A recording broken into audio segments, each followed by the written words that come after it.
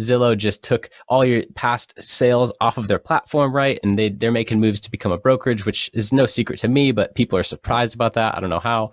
And so with that being said, where do you think it's going 5, 10 years out? And what are you doing now to prepare yourself and set yourself up for success? So are those agents surprised, or are they just fearful and mad? Because there's a difference, because there are some people who are surprised. It's like, how are you baffled by this? But being fearful and mad is different. And so it depends on where you're going to put your energy.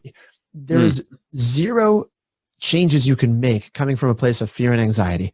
If you look at Zillow and think they are the 800-pound gorilla, which has much larger budgets than what individual agents have. So you can't compete at that level. I think you have to compete on a different game. Will Zillow dominate the industry? I don't think so. I think there's still that one-to-one consumer relationship. And if you look at the way social media trends, there are hundreds of influencers that have massive followings that are significantly larger than any corporation, because the corporation is a faceless entity and people still want to connect with people.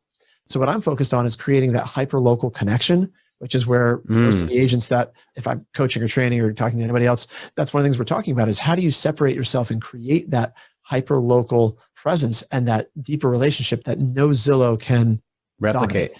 Let's dive into that. So, what are you doing that's so different from anyone else in the industry that you know of? I wouldn't say I'm doing anything that's different. It's putting it all together, right? There's nothing that like I R&D, rip off and duplicate with the best of them.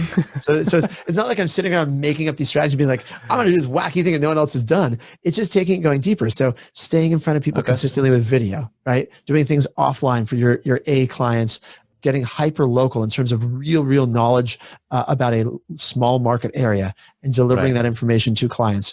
These are things that it's all about consistency. It's nothing revolutionary. It's just doing it consistently that I think creates the difference.